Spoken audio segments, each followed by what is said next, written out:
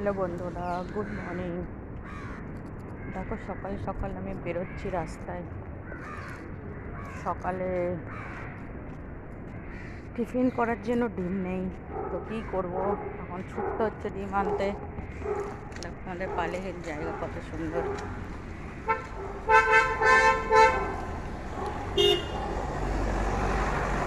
এখানে সব বড় বড় লোকরা থাকে।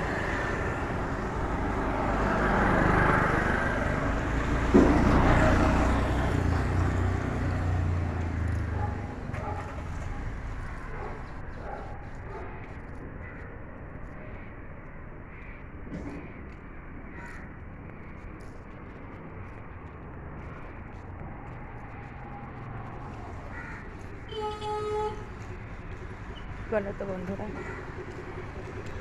এখানে সব পালি ইলেকট্রা